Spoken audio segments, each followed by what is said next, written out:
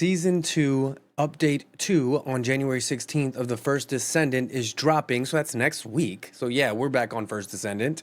And we just got done with the dev talk yesterday. So what you missed, we're about to talk about it now. And this is going to be high level. We will get deeper into it when the update actually drops to see how some of these things work. But we'll go through what was discussed and what you can look forward to. Starting with Ines, which is the new electric user. She is singular in tech. She's single, obviously. She's singular and tech based, and her abilities are chain lightning with a effect conductor, I believe, and it increases the effectiveness of her abilities. We'll jump into unlocking her and all of the things that go into her build next week when the actual character and update drop. And she comes with some pretty amazing skins. So we're really looking forward to that. But that's what we can look forward to. She seems really cool, but now you have 3 different women that you can choose from that are electric. Are we not going to get an electric man? Like, is that just not a thing? Moving on. We got a new big bad, the Defiler. So the Defiler is taking place of the Infernal Walker. You will no longer be able to fight the Infernal Walker. It's being taken place by the Defiler. You will still be able to unlock all the rewards. They did mention that using the tokens that you get from the Defiler. The Defiler is toxic based and weak to electric. So you better believe we're going to take our girl Sharon in there and absolutely wreck. So Bunny users, Sharon users, and the new Ines users, all of y'all will have an amazing time fighting this absolutely wrecking ball of a boss that's coming next week. And of course, beating him, you will also be able to collect unique skins and a unique backpack that, of course, we're going to grind for. This skin, though, I probably am going to grind a lot more for, because as opposed to the Infernal Walker one, this one looks absolutely dope, and definitely would love to, one, just have it as is, but also adjust it for the color scheme that I usually have on my characters. But this is going to be a really fun one to grind out. We got Descendant updates. Yes, Descendant updates. Remember all of those Descendants that we love to forget about?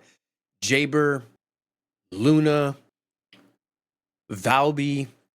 Yeah, they're all getting a rework.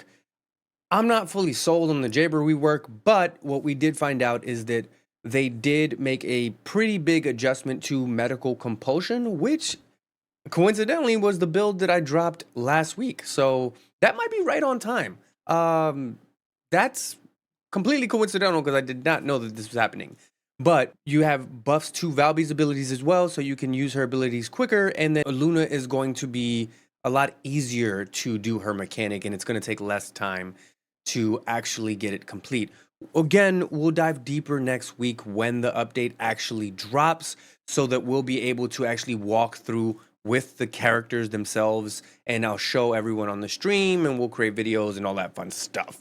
Some of these smaller things that we should look into. You're going to be able to now farm for advanced shape stabilizers. This is going to be a farmable thing, and you will use the hard mode operation special ops to be able to get all the materials for advanced shape stabilizers. So it's going to be a little bit easier to grind for those. You can now copy and paste your builds. This is going to really come into play in the March update, as the devs did mention that in the March update, what they'll be doing is incorporating a mechanic where you will be able to inspect other people's builds. Instead of asking, what's your build? You can just inspect another person's build and then copy and paste onto your Descendant.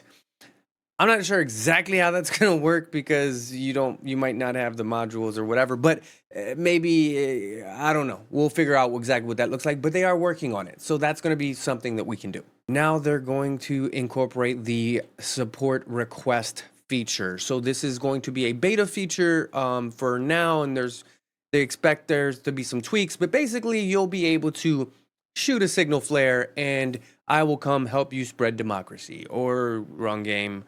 You know what I mean. shoot that flare up and Moki comes to help you out. You can also do this if you just want to specifically target an outpost or a mission or whatever the case may be. They finally added Frostwalker and Obstructors to solo play. I don't know why they skipped them and allow you to do Gluttony and the Molten Fortress to begin with, but now everyone except for Deathstalker will be solo playable in the Intercept battles.